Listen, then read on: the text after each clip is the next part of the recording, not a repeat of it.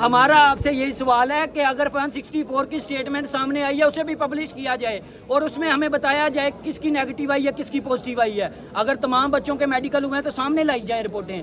Police نے پہلے دن جو موقف اپنایا وہ یہی اپنایا کہ کرپٹو کرنسی کا معاملہ ہے, کوئی ابڈکشن نہیں ہوئی, کوئی ریپ نہیں ہوا.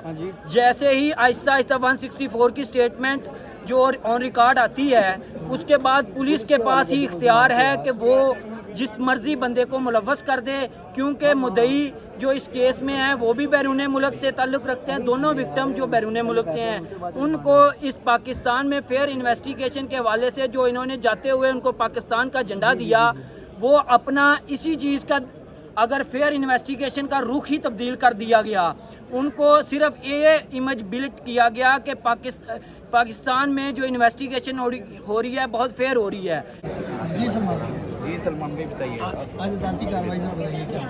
جی بسم اللہ الرحمن الرحیم. جیسا کہ آپ تمام پہلے تو سب سے پہلے میں انڈیپینڈنٹ جرنلسٹ جتنے بھی آئے ہیں ان سب کو سیلوٹ پیش کرتا ہوں جنہوں نے اس مقدمے میں جو پولیس کا پہلے دن موقف تھا اس میں اپنی باقاعدہ جو صحافی کردار تھا وہ ادا کرتے ہوئے اس پورے معاملے پہ نظر رکھی.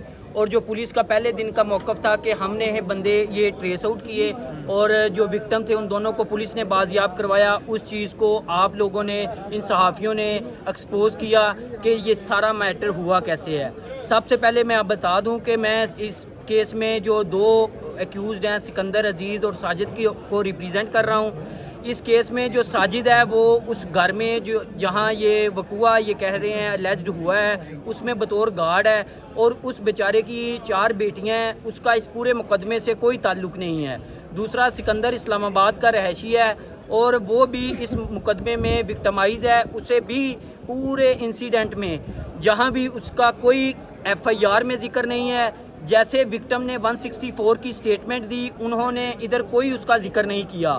اس کیس کی بہتر انویسٹیگیشن اگر لاہور پولیس کرنا چاہتی تو باقاعدہ جیسے رات کو دیوار پھلانگ کے مجسٹریٹ سے 164 کی سٹیٹمنٹ کی ریکویسٹ کی گئی, ویسے ہی پولیس اس مقدمے میں آئیڈینٹیفیکیشن پریڈ کرواتی اور آئی ڈی پریڈ میں یہ چیز کلیئر ہوتی. جو وکٹم کو 8 ایکیوز کا یہ لاہور پولیس الیج کر رہی ہے جو موقع پہ پکڑے انہوں نے, ان کی باقاعدہ آئیڈینٹیفیکیشن پریڈ ہوتی جس کے بعد یہ چیز کلیئر ہو جاتی کہ آیا کہ کس بندے کا کیا رول ہے. یہاں پولیس نے پہلے دن جو موقف اپنایا وہ یہی اپنایا کہ کرپٹو کرنسی کا معاملہ ہے, کوئی ابڈکشن نہیں ہوئی, کوئی ریپ نہیں ہوا.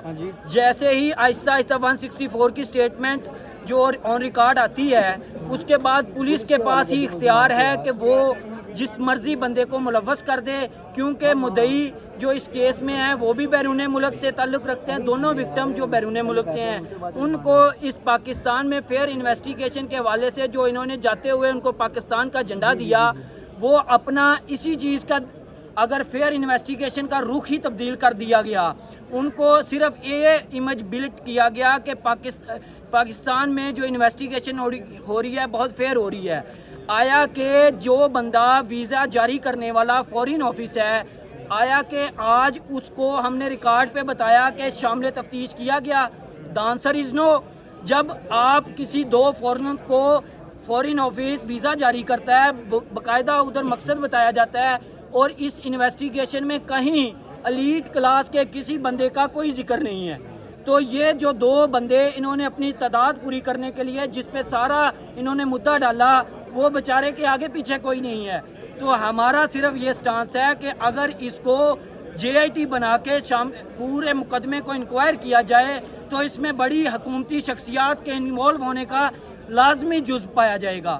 تو میری آپ تمام دوستوں سے یہی ریکویسٹ ہوگی کہ جس طرح چادر اور 4 دیواری کا تقدس پامال کرتے ہوئے لاہور پولیس ایک مجسٹریٹ کے گھر گھسی, اسی طرح آپ آئیڈینٹیفیکیشن پریڈ کروانے کے لیے کوئی نہ کوئی طریقہ کار اڈاپٹ کرتے. آپ اگر اسے لاہور سے جاتے ہوئے واپسی کا ٹکٹ دے سکتے ہیں لاہور پولیس, تو ان کو 1 دن کا سٹے کرواتے. تو یہ سارے وہ لو پولز ہیں جس نے اس پوری انویسٹیگیشن پر سوالیہ نشان کھڑے کر دیے ہیں. अभी हमने जज साहब को ये चीज़ बताई है। इंशाल्लाह हमें उम्मीद है हमारे ये दोनों जो अक्यूज जिनको मैं रिप्रेजेंट कर रहा हूँ वो इसमें मुकदमे में बेगुनाह है, और इंशाल्लाह हमारी यही कोशिश होगी कि उनको जिस तरह एलीट क्लास को इंसाफ मिला उनको भी हम इंसाफ दिलवाने। अच्छा सलमान भाई मुझे ये बताइए बताइएगा कि ये जो सिकंदर और साजिद इनको आप रिप्रेजेंट कर रहे हैं, इनका रजा डार के साथ क्या ताल्लुक है?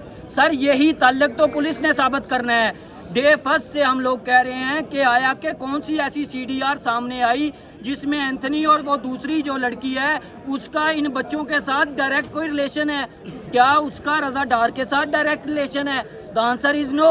वो तो बेचारा एक गार्ड है जिस पे पूरा मुद्दा डाला गया है, वो बेचारा एक गार्ड है, और उसका इस पूरे केस में सिर्फ रोल ये है कि उसके आगे पीछे आने वाला कोई नहीं है।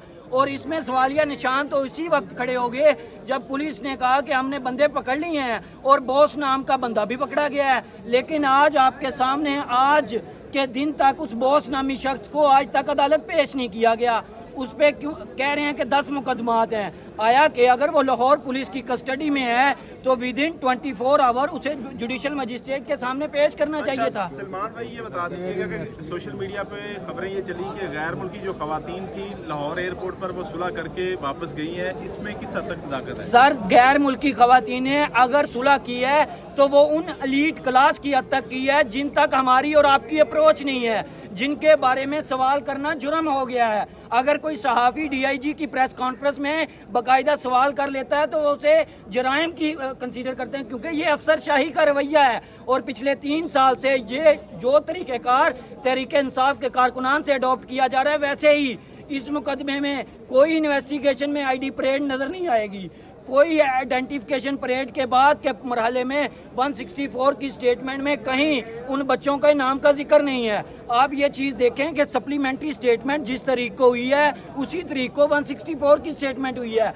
अगर ये पुलिस वाले चाहते हैं तो उनकी 164 में ये किरदार सामने ला सकते थे, लेकिन ऐसा कुछ नहीं हुआ। हमारे बंदों पे गलत इल्ज़ाम है, हमने ये हर हद तक कोर्ट में ये चीज़ इंशाल्लाह साबित करनी है और हमें उम्मीद है कि हमें इंसाफ मिलेगा। इनकी फैमिलीज का क्या कहना है, उनके बारे में बताइएगा। सर उनकी फैमिलीज़ को उनसे मुलाकात तक का कोई रिसाई नहीं दी जा रही। उन बच्चों की एक्सेस जो कि एक उनका राइट है कि वो अपनी फैमिली, हमने पहले दिन ही अपने मोबाइल फ़ोन दे दिए। हमने 1 भी रुपए की क्रिप्टो करेंसी में अपने अकाउंटों में हमारे क्रिप्टो करेंसी का 15-20 हज़ार पे एक जॉब करने वाले बंदे को क्या पता कि क्रिप्टो करेंसी क्या है, क्या मामलात हैं। ये तो एलीट क्लास के मैटर हैं। हम इसमें यही चाहेंगे कि जो रवैया बड़े लोगों के साथ रखा जा रहा है वैसे ही इन दोनों अक्यूज़ के साथ भी रखा जाए। सलमान भाई ये बताने कि सिर्फ इसमें क्या सिर्फ क्रिप्टो करेंसी ही जुर्म है या इसके अलावा जो ज्यादती की गई और अगवा वो कि इनकी दफात भी दर्ज है? तो सर क्रिप्टो करेंसी अगर जुर्म है तो ये आप सब के सामने इसमें FIA के अफसरान NCCI के अफसरान शामिल होने थे। अगर ये सारा मामला एक क्रिप्टो, हमने तो पहले दिन कहा कि हमारा उन विक्टिम से ना ताल्लुक है, ना हमने कोई क्रिप्टो करेंसी में इन्वेस्टमेंट की, ना हमारा वो घर है, तो हमें क्यों इन्वॉल्व किया गया? तो यही बताया गया कि जी क्रिप्टो का मामला है। जब मीडिया ने इस चीज़ को एक्सपोज किया कि बच्चियों के साथ ज्यादती हुई है और इसमें ये लोग मुलव्वस हैं, तो उसको एक और रंग देने के लिए इन्होंने ये DNA रिपोर्ट तैयार कर ली। और DNA रिपोर्ट को अगर हमारा राइट है 164 की स्टेटमेंट को ये पब्लिकली बता सकते हैं, तो DNA रिपोर्ट क्यों नहीं पब्लिश हुई? क्यों? क्योंकि उसमें सारे मामलात, अगर आपने 8 बंदों के करवाए हैं, आपको चूनिया का केस याद होगा जिसमें ये बच्चों का रेप हुआ था, तो उसमें DNA की रिपोर्ट कहाँ पूरे गांव के लोगों के साथ किया गया? क्या इसमें वो शामिल नहीं है? क्या उन चीज़ों को आपको मीडिया के सामने रखना ज़रूरी नहीं है? यही वो इन्वेस्टिगेशन के फैक्टर हैं जो हम आज भी कहते हैं उन पे सवालिया निशान। अच्छा सलमान साहब मुझे ये CTD में क्यों नहीं भिजवाया गया इस केस को? सर ये तो पुलिस बेहतर बता सकती है, क्योंकि उस मुकदमे में जैसे गरीब का बच्चा, वहाँ इन्वेस्टिगेशन भी नहीं होती। मुंतहा केस जो आपके सामने है, कोई इन्वेस्टिगेशन, बाद में रिपोर्टें आती हैं और वो बच्चा बाद में पता चलता है कैसे हो गया। इसमें हम कहेंगे इसकी फेयर इन्वेस्टिगेशन JIT कर सकती है और किसी जुडिशल अफसर की सरबराही में इसमें बाकायदा एक बेंच तश्कील हो और इस पूरे मामले को, जहाँ मुल्की सालमियत की बात हो, वहाँ कहाँ आप और मैं और जर्नलिस्ट इस मुकदमे को। अच्छा मुझे ये बताइएगा सलमान साहब, अभी तक जबकि CCD बनी है, 2000 से ज़ायद जो हैं वो मावरे कत्ल हो चुके हैं, جس میں ایک آسٹریلیا سے جو بچی تھی وہ بیچاری آئی, وہ CCD کی جو ہے وہ فائرنگ کا شکار ہوئی, وہ اس دنیا فانی سے کوچ کر کے اس کے بعد منتھا کا کیس آپ کے سامنے ہے, جبکہ جو فرنزک بھی نہیں ہوئی تھی, پوسٹ مارٹم بھی نہیں تھا ہوا, اس کو جو ہے پار کر دیا. کیا لگتا ہے جو یہ ملزمان جنہوں نے اغوا کا مقدمہ جن پہ ہے, جن پہ زیادتی کے الزامات ہیں, اگر ثابت ہوتے ہیں آپ کو لگتا ہے کہ CCD کے حوالے کرنا چاہیے؟ سر یہ تو لاہور پولیس بہتر بتائے گی. آپ کے سوالات کے جواب اس دن DIG صاحب بڑے اچھے طریقے سے دے رہے تھے کہ ان کی اپنی جورسڈکشن ہے, جس مقدمے کو چاہے CCD کے ہینڈ اوور کر دیں, جس مقدمے کو چاہے وہ لیڈ کا پریشر. میں ایک چیز آپ کو بتانا چاہوں گا کہ ایک DIG لیول کا بندہ جب اسے پتہ چلتا ہے کہ فلانا بندہ اس مقدمے میں ملوث ہے, وہ اجازت لے رہا ہے کہ جناب آپ کے مقدمے میں آپ کا بچہ ملوث ہے. یار کیا آپ نے بنانا اسٹیٹ بنائی ہوئی ہے, آپ DIG ہیں اس مقدمے میں اور آپ فیئر انویسٹیگیشن کر رہے ہیں اور آپ میڈیا کو بتا رہے ہیں کہ میں نے اوپر سے اجازت لی پکڑنے کے لیے. بتا دیں ایک آخری چیز بتا دیں کہ پولیس نے کہا کہ ملزمان کے DNA میچ کر گئے ہیں, آپ کہہ رہے ہیں ملزمان بے قصور ہیں, جب DNA کا مطلب میچ کرنے کا مطلب ہے کہ ریپ تو ثابت ہو گیا. وکاس بھائی کیا آپ نے وہ DNA کی رپورٹ دیکھی ہے؟ ہمارا آپ سے یہی سوال ہے کہ اگر 164 کی سٹیٹمنٹ سامنے آئی ہے اسے بھی پبلش کیا جائے اور اس میں ہمیں بتایا جائے کس کی نیگیٹو آئی ہے کس کی پوزیٹیو آئی ہے. اگر تمام بچوں کے میڈیکل ہوئے ہیں تو سامنے لائی جائیں رپورٹیں.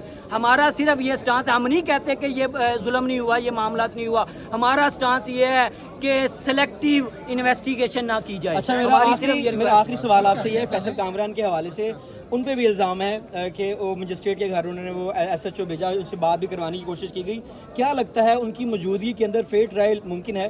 سر پولیس کی موجودگی میں فیئر ٹرائل کہاں ممکن ہوگا؟ آپ فیصل کامران صاحب کی بات کر رہا ہوں. سر میں اس لیول جو فیصل کامران بھی تو پولیس کا حصہ ہے, اس میں FIA کے افسران جوڈیشل آفیسر شامل کیا جائے. اس میں تو وکٹمائز اگر دیکھا جائے تو ایک جوڈیشل افسر بھی ہے جس کے گھر آدھی رات کو ریڈ ہوتا ہے, وہ تو اللہ کا شکر ہے چیزیں ہائی لائٹ ہو گئیں. اگر اس میں وکٹمائز دیکھا جائے تو ہر وہ بندہ ہے جو اس مقدمے میں بیچارہ خام خواہی, اس کو کیا اس کا قصور تھا کہ وہ 2 بجے اس کے گھر جاتا ہے. اس طرح ہم JIT کا مطالبہ کر رہے ہیں. Thank you thank you sir.